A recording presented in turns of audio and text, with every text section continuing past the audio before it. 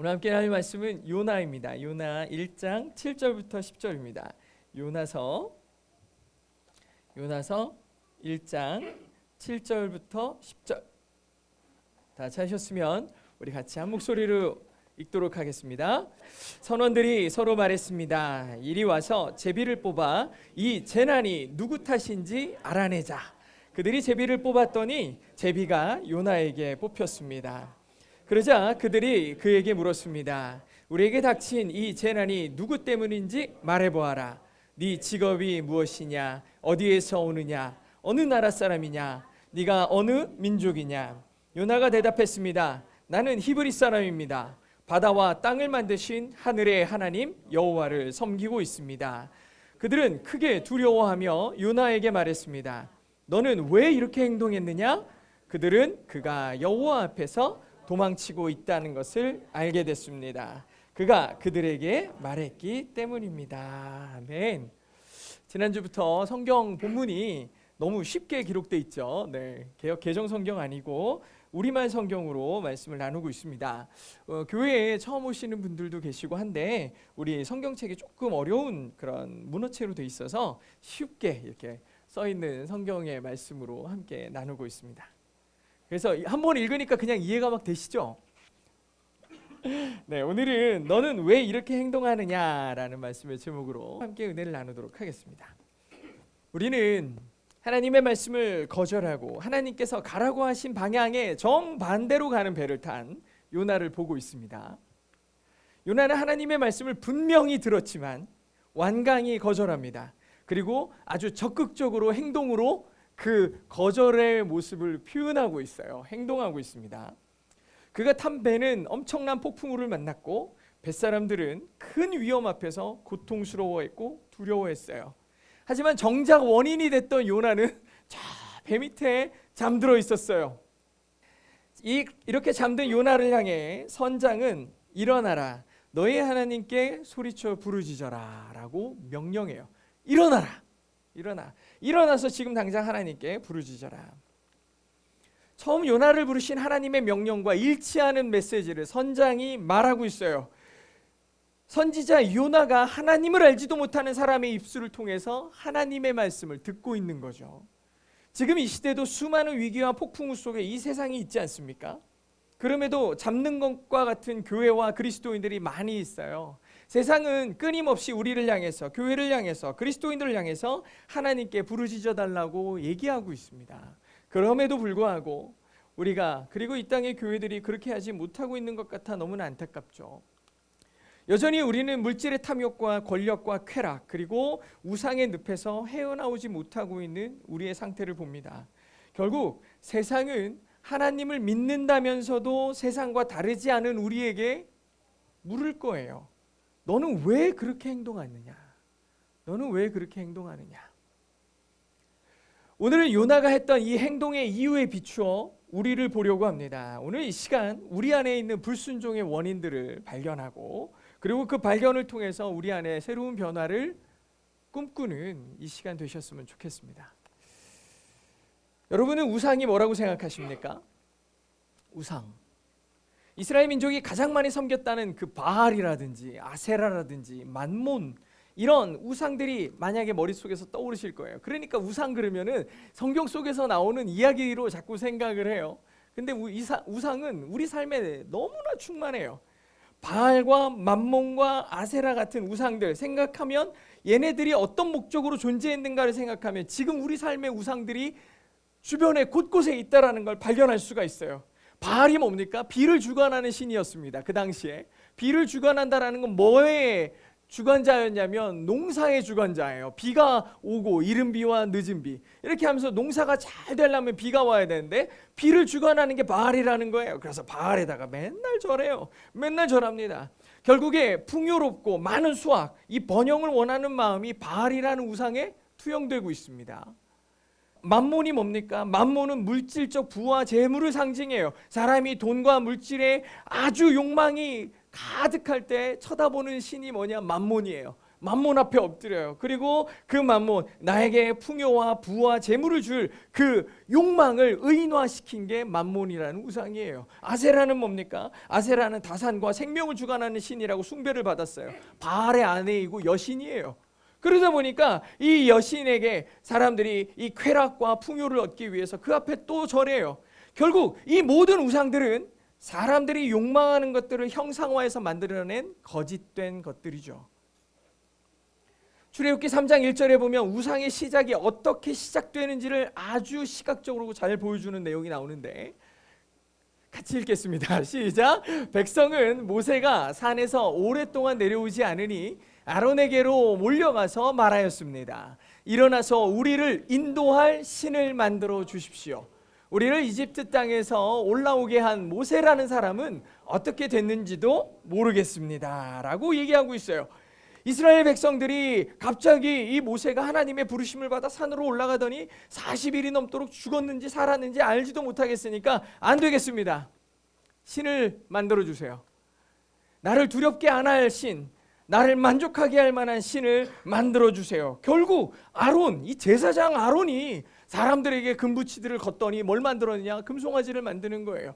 금송아지를 만들어서 이게 우리의 신이다라고 얘기합니다. 사람들은요, 자기의 불안함, 눈에 보이는 만족을 추구할 수 있는 어떤 우상을 쫓으며 자기의 욕망을 드러내고 그 욕망의 대상에게다가 자기 삶의 목표를 설정해요. 내가 저를 따라가리라. 여기서도 지금 요구하는 게 뭐예요? 우리가 따라갈 대상을 만들어 달라고 그러잖아요. 우리를 인도할 대상을 만들어 달라고 그래요. 결국 하나님 아닌 다른 것들을 하나님이라고 말하며 정신을 팔기 시작하더니 우상이 시작되는 겁니다. 이게 우상의 시작이죠. 지난주 요나가 제비에 뽑히지 않습니까? 제비를 뽑은 게 요나였어요. 사람들이 정말 궁금했어요. 도대체 이 사람이 누구길래 이 말도 안 되는 폭풍을 몰고 온 걸까? 도대체 무슨 잘못을 저질렀기에 그의 신은 이런 엄청난 재앙을 그에게 일으킨 걸까? 사람들이 궁금했어요. 도대체 이 재난을 일으킨 대상이 누구냐고 막 질문하지 않습니까? 그래서 물어보는 거예요. 8절에 보니까. 그러나 그들이 그에게 물었습니다. 우리에게 닥친 이 재난이 누구 때문인지 말해보아라. 네 직업이 무엇이냐? 어디에서 오느냐? 어느 나라 사람이냐? 네가 어느 민족이냐? 이렇게라고 질문을 하고 있어요. 사람들의 질문이 쏟아집니다. 제비를 딱 뽑았더니 요나가 딱 뽑히니까 사람들이 질문하는 거예요. 당신의 직업이 뭐요? 어디 출신이요? 어느 나라 사람이요? 당신은 어느 민족입니까? 근데 이 직업에 대한 질문 빼고는 다 그게 그 말 같지 않아요? 어느 나라에서 왔어요? 어느 민족입니까? 이런 질문들이 다 그게 그거인 것 같아요. 그런데 조금씩 달라요. 예를 들면 제가 지난 컨퍼런스에 갔더니 한국에서 온 사람이 둘이라는 거예요. 제가 듣기로는 분명히 저 혼자라고 들었는데 한 사람이 더 있다라는 거예요. 저희 컨퍼런스가 30명씩 2개의 그룹으로 됐는데 제가 알고 있는 그룹은 블루라는 그룹이었고 한 그룹이 더 있는데 여기가 옐로우 그룹인 거예요. 그래가지고 한국 사람이 있다니까 너무 반가운 거예요. 제가 지난주에 말씀드렸잖아요. 한국말을 못해가지고 진짜 답답했다고. 그래서 너무 반가운 마음에 막 한국 사람 찾으러 다녔는데 없는 거예요. 그래가지고 관계자분에게 한국에서 한 분 더 오셨다는데 그분이 누구냐고 그랬더니 저기 계신 분이라고 알려줘가지고 가서 안녕하세요, 반갑습니다. 저 한국에서 오는데 되게 이렇게 이상한 눈빛으로 저를 쳐다보시는 거예요. 그래 보니까 이분이 되게 이렇게 당황하시면서 하는 자기소개를 하는데 저는 필리핀 출신으로 한국에서 필리핀 노동자들과 학생들을 대상으로 목회하는 목사입니다 라고 얘기를 하시는 거예요. 그래서 한국말을 못하시고 그냥 뭐 감사해요, 그리고 목사님 이 말만 해요. 그래서 목사님 저한테 꼭 그렇게 부르시는데 그 말만 하시는 거예요. 이분은 이름을 봤더니 진짜 외국 이름이에요. 아리엘이라는 이름을 갖고 계신 목사님이었는데 한국말을 못하시더라고요. 그렇게 해서 그래도 반갑게 인사하고 한국에서 왔다고 엄청 친하게 얘기했는데 외국 분이셨어요. 타국에서 결국에 한국말을 못했어요. 예. 타국에서 자기 민족을 돌보는 귀한 사역을 감당하고 계세요. 이분이 처음에 돈을 벌러 한국에 오셨다가 거기서 하나님을 만나고 은혜를 받고 하나님의 사명에 반응해서 이제 목사님이 되셨는데 하여튼 타국에서 자기 민족을 돌보는 귀한 사역을 감당하고 계시죠. 이 목사님의 대답에 요나를 향해 궁금해했던 사람들의 대답들이 다 담겨 있어요. 예를 들면 당신은 어디 출신이야?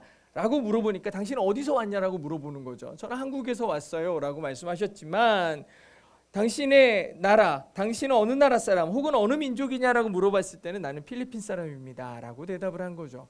어느 나라에서 출발했고 어느 나라에서 왔는지, 당신의 민족은 어딘지를 대답하고 있어요.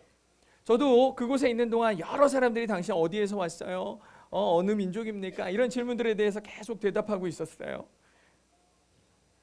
그런데 사람들이 도대체 이 폭풍우 속에서 지금 막 난리가 막 나 있는데 왜 당신이 어디 출신이요? 어디 나라 사람, 어디 나라에서 출발했어요? 지금 이 긴급한 상황에서 왜 물어볼까? 사실 사람들이 진짜 궁금했던 건 뭐냐면 이 폭풍우를 일으킨 원인이 뭐냐가 되게 중요했던 거예요. 그런데 분명히 이게 사람이나 날씨에 의해서 일어난 게 아니고 신의 분노로 인해서 일어났다라는 걸 이 사람들이 직감적으로 알았잖아요. 그래가지고 도대체 이 사람이 믿는 신이 누구길래 이런 엄청난 일을 일으켰느냐가 궁금했어요.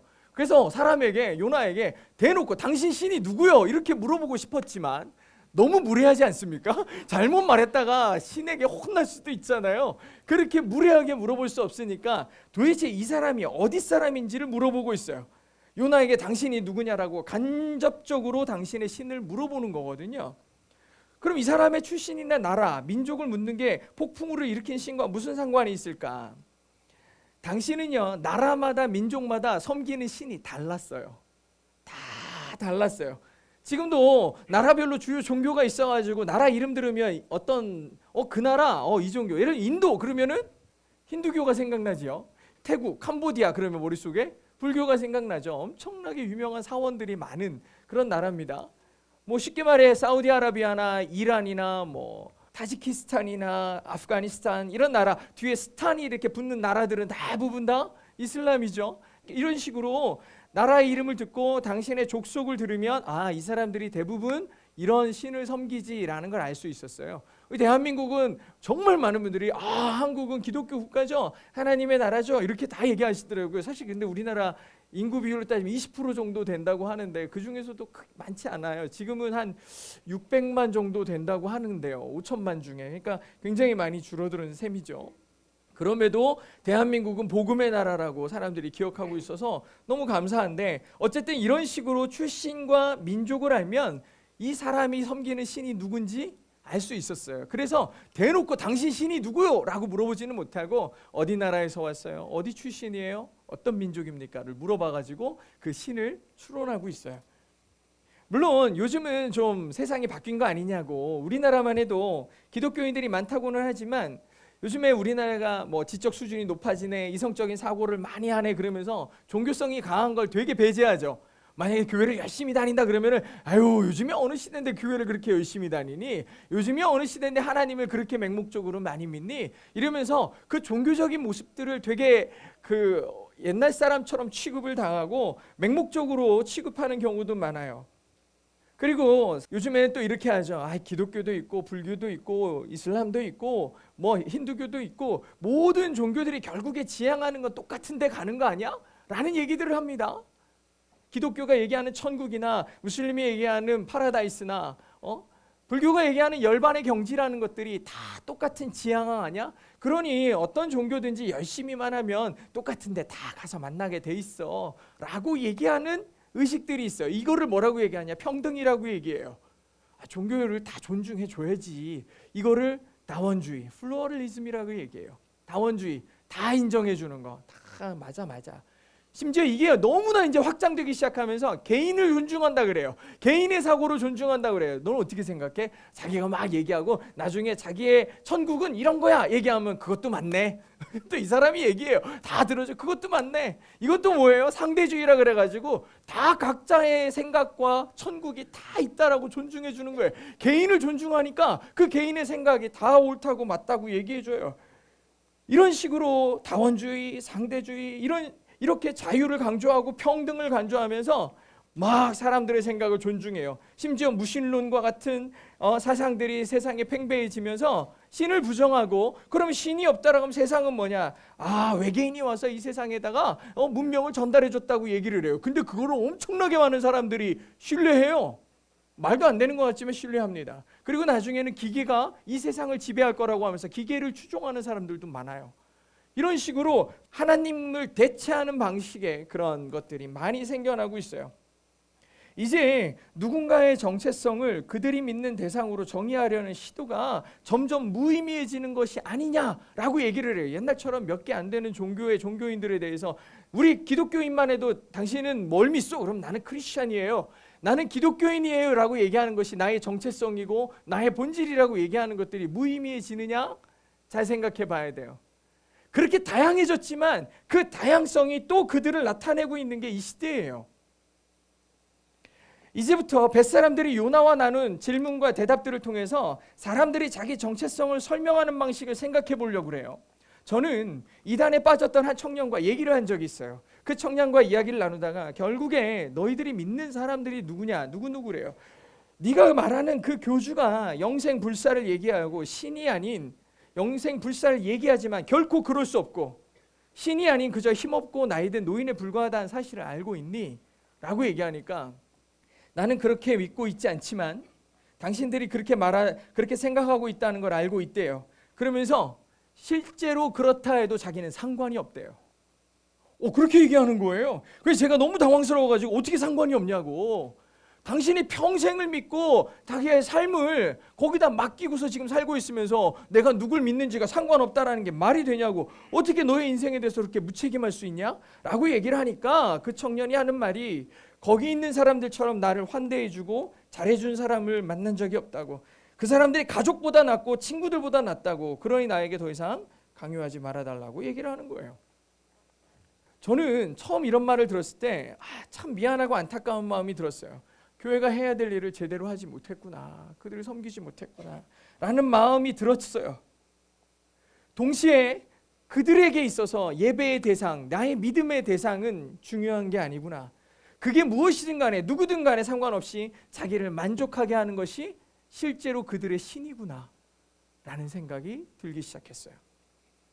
캄보디아에서 오신 분의 그 크리스찬 그 리더가 하시는 말씀이 자기네 마을은 종교가 하루에도 10번씩 바뀐대요. 그래서 왜 여기 종교가 10번씩 바뀌어요? 그러니까 아침에 불교인들이 와서 밥 주면 다 절에 간대요.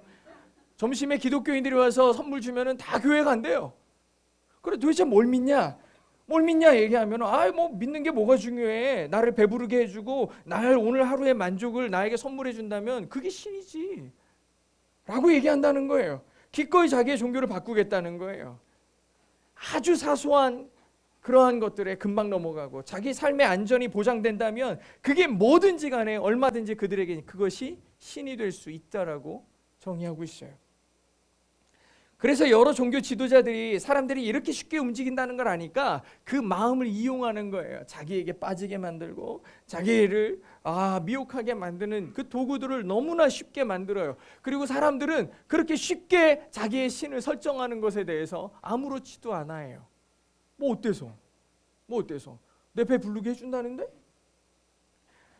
이 사람들은 모두 믿는다고 말하지만 동시에 아무것도 안 믿는 거나 마찬가지 신앙이 없어요. 이런 모습들을 보면서 이 사람들의 신앙이 너무 가볍다고 느껴지고 우스울 수도 있어요. 하지만 우리도 어떤 면에서 크게 다르지 않아요. 우리가 우리의 삶의 안정, 그것이 물질이든 건강이든 가정이든 자기에게 소중한 것을 지켜줄 수만 있다면, 나를 그렇게 지켜주겠다고 하면 기꺼이 진리는 뒷전으로 밀어보내고 다른 것을 하나님이라고 말하기를 주저하지 않는 사람들이 무척이나 많아요. 교회 안에도 수없이 많아요. 그것을 하나님이라고 대체하고 숭배하는 거죠. 우상이 그렇게 엄청난 괴물과 같은 존재로 보이지 않을 수 있는 이유가 바로 여기 있는 거예요. 하나님보다 우선되는 것들이 우상이라고 얘기하면 나 그런 거 안 믿는다고, 나 그런 거 안 믿어 라고 얘기하지만 우리는 어느새 수없이 많은 우상들을 우리 삶에 두고 하나님보다 우상 섬기기를 기뻐하는 사람들이 엄청 많아요. 벳사람들이 요나에게 궁금한 게 이거예요. 야, 너를 안전하게 지키고 있는 존재가 누구냐? 당신의 삶이 집중하고 있는 대상이 무엇이냐? 좀 더 적극적으로 질문해 보자면 당신의 삶의 주인이 누구냐는 아주 본질적인 질문을 했던 거예요. 네 직업이 뭐니? 너는 어디서 왔니? 라고 물어보는 게 뭐다? 너의 주인이 누구니? 너의 주인이 누구냐? 라고 물어본 거예요. 지금까지 한 번도 요나의 대사가 한 번도 안 나왔어요. 1절부터 6절까지 한 번도 안 나왔는데 모두 행동으로 그의 생각이 표현되고 있었거든요. 근데 당신이 누구냐라는 질문에 드디어 요나가 말을 합니다. 뭐라고 말을 하냐? 같이 읽어볼게요. 시작. 요나가 대답했습니다. 나는 히브리 사람입니다. 바다와 땅을 만드신 하늘의 하나님 여호와를 섬기고 있습니다 라고 대답을 했어요. 요나의 대답을 보면 자기를 소개하는 첫 번째 말이 뭐냐? 나는 히브리 사람입니다. 나는 히브리 사람입니다. 선장의 질문의 순서를 보면 직업이 뭐냐, 어디서 왔냐, 어느 나라 사람이냐, 어느 민족이냐라고 순서가 쭉 있어요. 그런데 맨 마지막으로 물어본 어느 민족이냐가 이 요나에게는 팍 꽂혀가지고 제일 먼저 이 질문을 듣고 하는 대답이 순서가 뭐였냐? 나는 히브리 사람입니다가 제일 먼저 나왔어요. 네가 누구냐? 너의 정체가 뭐냐? 라고 물어보니까 나는 히브리 사람입니다. 제일 먼저 꺼낸 게 자기가 속한 민족이었어요. 그리고 나서 한 대답이 하나님 여호와를 섬기고 있습니다 라고 얘기한 거예요. 이제 요나가 지금까지 했던 행동들이 조금씩 이해가 돼요. 왜냐? 요나는 하나님보다 민족이 앞섰어요. 요나는 하나님보다 민족이 더 중요했어요. 하나님께서 아수르의 수도 니느웨에 가서 복음을 전하라고 말씀을 하셨죠. 명령했지만 자기는 히브리 민족에게 고통을 남겨주었던 그 민족의 원수를 살리는 메시지를 내가 할 수 없다. 누구를 위해? 내 민족을 위해. 아무리 하나님이 얘기해도 내 민족이 우선되니까 하나님이 말씀하셨지만 나는 민족이 우선이야. 하나님을 믿었지만 자기 민족이 더 우선이에요. 모두에게 자기를 설명하는 단어들이 있어요. 제가 만난 어떤 분은 목사님이신데 목회자라고 불리기보다 나는 박사로 불러줘, 교수로 불러줘 이렇게 얘기해요. 공부한 게 더 중요한 거예요. 하나님의 종이라는 신분보다 공부한 거, 내가 이렇게 공부를 열심히 했어가 중요해요. 어떤 분은 내가 총회장이길 원하고 감독이길 원해요. 직분이 중요해요. 그분들에게 이거는 정말 중요한 거라는 거예요. 어떤 사람들은요, 자기의 정체성을 돈에 둬요. 그러니 돈과 하나님 사이에서 돈을 택합니다. 일을 택해요. 권력을 탐하는 사람들은 권력을 얻기 위해 어떤 행위도 하나님 앞에서 부끄러움이 없어요. 권력을 얻으려면 절에 가서 엎드려도 상관없고 우상 앞에 엎드리는 것도 상관없어요. 권력이 하나님보다 우선이거든요. 하나님 눈치 안 봐요. 권력의 눈치를 보는 거죠. 학생들도 공부와 하나님, 친구와 하나님, 놀기와 하나님 등등 수많은 자기가 원하는 가치들을 하나님 위에 두고 그것들을 추구하느라 하나님을 뒷전으로 몰아내죠. 요나는 민족이라는 가치가 너무 중요하다 보니 이 사람은 신분 자체가 선지자인데도 불구하고 하나님의 말씀 아니라 자기의 민족이 앞섰어요. 선지자임에도 불구하고 하나님의 말씀, 하나님의 사랑을 세상에 전하는 것은 전혀 중요하지 않았어요.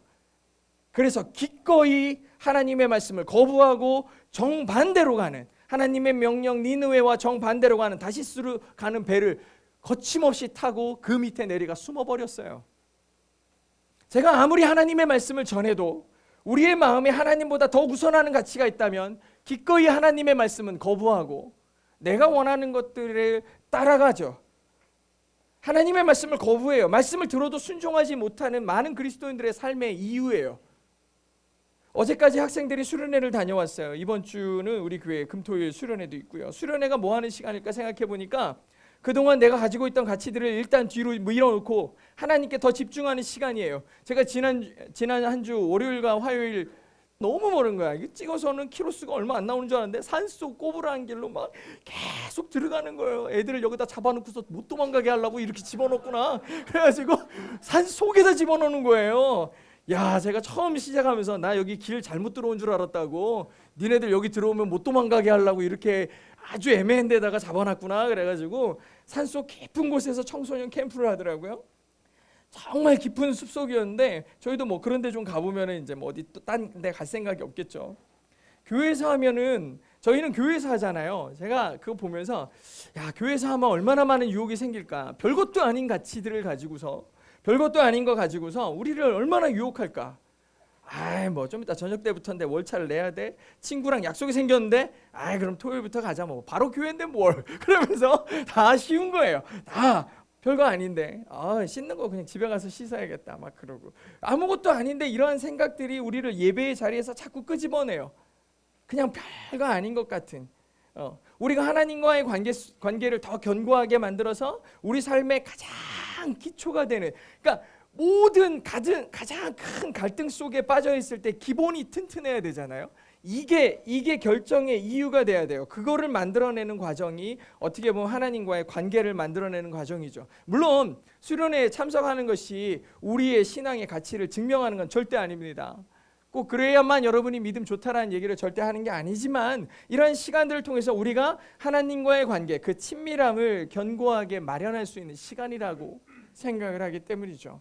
하나님과의 관계 형성에 있어서 아주 큰 영향을 줬던 요소들이 있어요. 내가 어떻게 처음 예수님을 믿게 됐지? 어떻게 하나님을 믿게 됐지?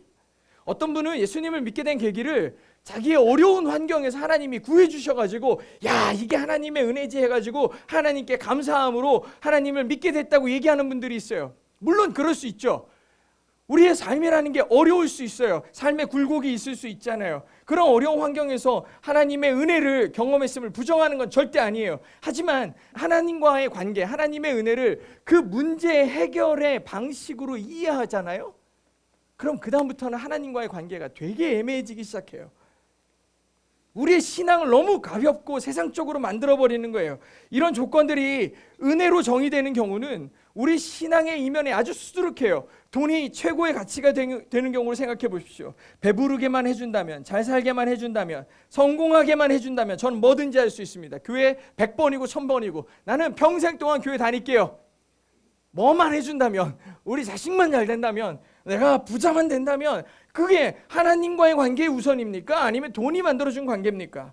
이걸 잘 생각해요. 이런 식으로 하면은, 야, 내가 쟤보다 잘생긴 게 은혜입니다. 더 잘생긴 사람 나오면 어떻게 하려고? 그런 식으로 얘기를 하는 거예요. 건강해서 내가 감사합니다. 건강이 오늘 내일 어떻게 될 줄 알아요? 내일 고꾸라지면 하나님의 은혜는 사라진 건가?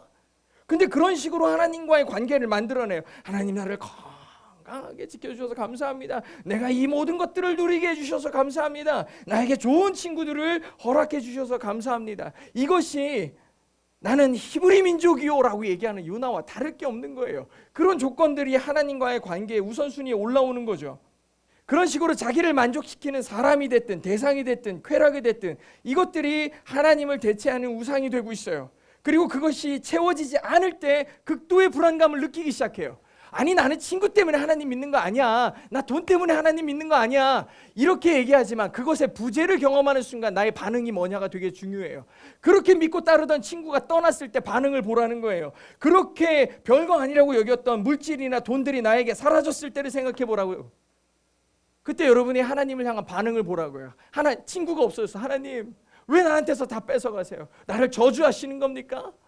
돈이 사라졌어. 돈이 없어지면 하나님의 축복이 나에게서 사라졌다라고 얘기하는 사람들을 보라고요. 그러면 하나님과의 관계가 뭘로 형성된 거예요? 돈이에요.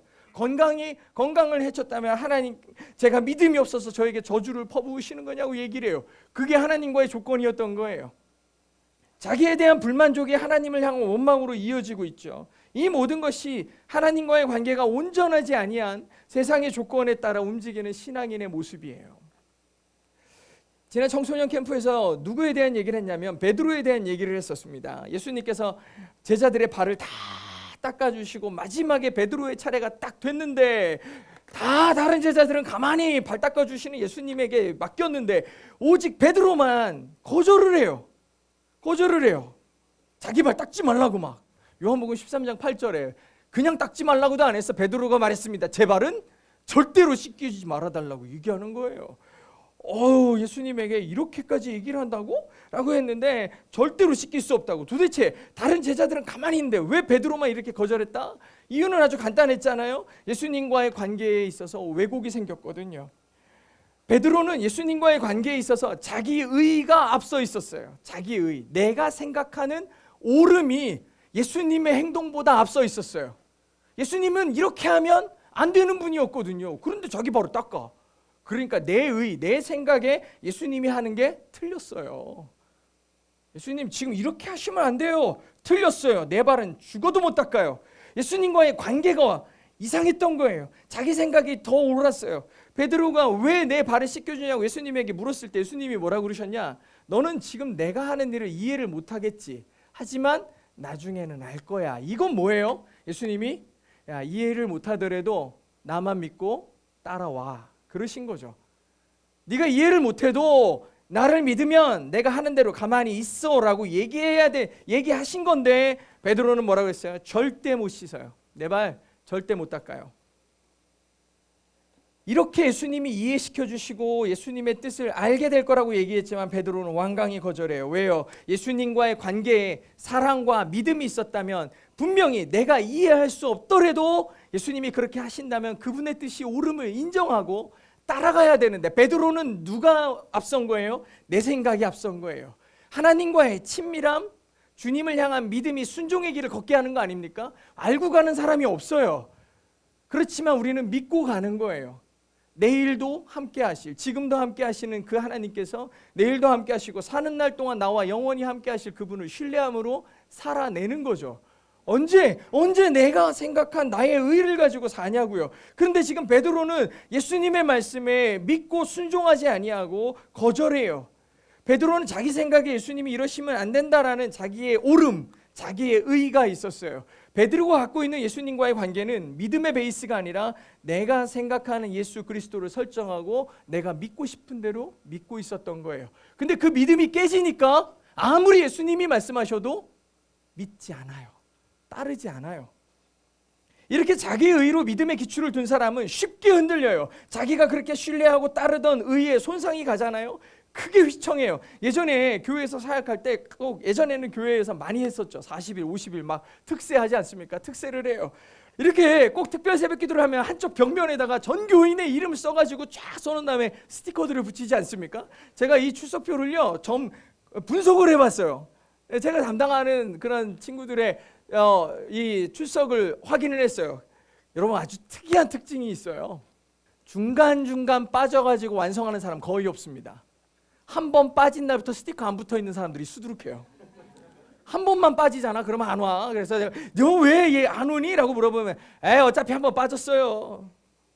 어차피 한 번 빠졌어요. 이렇게 얘기하는 거예요. 그래가지고 어떤 교회들은 꼼수로 두세 번 빠진 건 다 온 걸로 쳐줄게 뭐 이러면서 그죠? 다 온 걸로 해줄게 뭐 이렇게 하잖아요. 어쩌다 보면 늦잠 잘 수도 있지 막 이러면서 빠진 거 그냥 대충 무마해 준다고도 해요. 아니 그러면 왜 한 번 빠졌으면 왜 안 와? 왜 안 와? 라고 물어보니까 한 번 빠지면 더 이상 가기가 싫대요. 그게 뭡니까? 자기 의예요. 자기 의, 새벽 기도마저 자기 의로 이루려는 도구의 증거예요. 그러니 실패하는 순간 내가 저걸로 온전히 지키리라라는 그 의지가 무너지는 순간 내가 생각하는 옳음이 손상되는 순간 그 순간부터는 더 이상 이거를 할 필요가 없어졌어요. 할 필요가 없어진 거예요.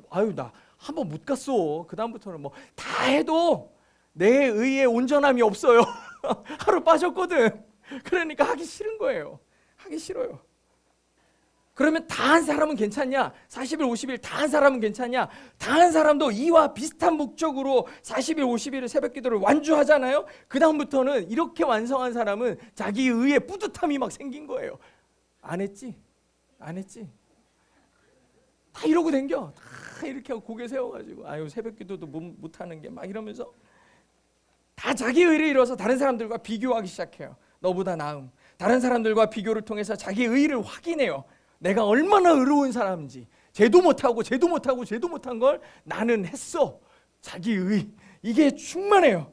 새벽 기도를 일례로 들어서 그렇지 그리스도인들의 삶 속에서 얼마나 많이 신앙생활을 이런 식으로 하는지 몰라요. 성경을 통독을 해요. 봉사를 해요. 주일을 거룩하게 주일 성수를 한 번도 빠지지 않고 해요. 수련회를 잘 참석을 해요. 사람들에게 착한 모습과 좋은 말로 얘기를 하다가 실수로 나온 잘못된 말 때문에 나는 틀렸어. 이제 사람들이 나를 뭐라고 볼지 난 다 알아. 이러면서 그냥 막 나가고 막 이런 사람들도 있어요. 한번 무너지는 순간, 자기 의가 무너지는 순간 하나님과의 관계나 이런 거 소용없어요. 그냥 내 의가 무너진 게 더 중요해. 이런 신앙생활은 하나님을 향한 믿음과는 아무 상관없는 믿음이고 자기가 하나님의 자리에 올라선 우상이에요. 자기가 다른 제자들보다 낫다는 것을 증명하기 위해 예수님의 말씀마저 부정하는 게 베드로예요. 요나는 자기가 옳다는 것을 증명하기 위해 하나님의 말씀에 정면으로 도전해요. 나 하나님 말씀 안 들을 거예요. 틀렸거든. 하나님 틀렸잖아요. 모두가 자기 의를 이루기 위해서 하나님의 말씀을 거절하지 않습니까? 이게 가장 충격적인 우상이에요. 자기 자신이 우상이 되는 것처럼 무서운 게 없어요. 그러니 그 우상이 무너지는 순간 더 이상 신앙생활의 의미가 사라져버려요. 교회 안에 있는 많은 사람들이 이런 식으로 자기가 우상이 되어가고 있어요. 그래서 나 외에 다른 사람에 대해서 관심이 없어요. 관심 있는 척하지만 그것마저도 나의 의를 이루기 위한 도구일 때가 너무 많아요. 저 사람을 사랑하는 모습이 나의 의에 합당할 때 도와줘요. 하지만 교회에 처음 오는 사람, 가난한 자들, 마음이 상한 자들이 왔을 때는 저 사람한테는 그렇게까지 해줄 필요 없는데 나의 의에 밖에 있잖아요. 무관심이에요. 무슨 상관인데 나랑. 내 의에 합당하지 않은데. 그러니 교회 밖은 위험해지는 거고 교회 밖으로 나가는 담이 허물어지는 사역들에 대해서는 마음이 불편해져요. 이 숭배의 대상을 바꾸지 않는 한 우리의 예배, 우리의 믿음은 아무런 의미가 없습니다. 사랑하는 성도 여러분, 요나가 탄 배의 사공들이 이 폭풍의 이유를 묻고 답하는 10절을 한번 보도록 하겠습니다. 같이 읽겠습니다. 시작. 그들은 크게 두려워하며 요나에게 말했습니다. 너는 왜 이렇게 행동했느냐? 그들은 그가 여호와 앞에서 도망치고 있다는 것을 알게 됐습니다. 그가 그들에게 말했기 때문입니다. 요나가 지금 이 폭풍의 원인이 내가 하나님 말씀 안 듣고 막 도망가니까 하나님께서 이 폭풍을 주셨어요 라고 얘기하니까 뭐라 그래요 사람들이? 너는 왜 그렇게 행동했느냐? 너는 왜 그렇게 행동했느냐? 우리 교회들 껐덕하면 그런 얘기 하잖아요. 교회가 타락해서 그렇습니다. 이 땅의 황무함을 보시옵소서. 용서해 주시옵소서. 세상이 다 물어보는 거예요. 너는 왜 그렇게 행동하는 거야? 하나님이 이 땅을 그렇게 사랑하신다고 그러고 하나님이 이 땅을 긍휼히 여기신다고 하는데 너희들의 행동은 왜 여전히 그런 식이야? 뱃사람들이 요나에게 너는 왜 이렇게 행동했느냐고 크게 두려워하며 물었어요. 우리도 우리 스스로에게 물어보는 거예요. 너는 왜 그렇게 행동했느냐? 교회에게 그리고 우리 자신에게 물어보는 거예요. 왜 그렇게 행동했느냐? 하나님보다 위에 둔 가치들이 나를 그렇게 행동하게 만들고 있다면 이제 결연히 그 썩어질 가치들을 무너뜨리고 온전히 하나님과의 그 친밀함, 하나님의 이끄심, 하나님으로 살아내는 그 믿음의 삶을 따라가야 될 줄로 믿습니다. 저는 세상이 우리에게 질문할 때 너희는 왜 그렇게 행동했느냐라는 말 앞에 엎드릴 줄 알아야 되겠고 하나님을 온전히 신뢰함으로 이 땅 가운데 이 땅의 회복을 일으킬 수 있는 우리 교회와 저와 우리 여러분, 우리 성도들 모두가 될 수 있기를 진심으로 축복합니다.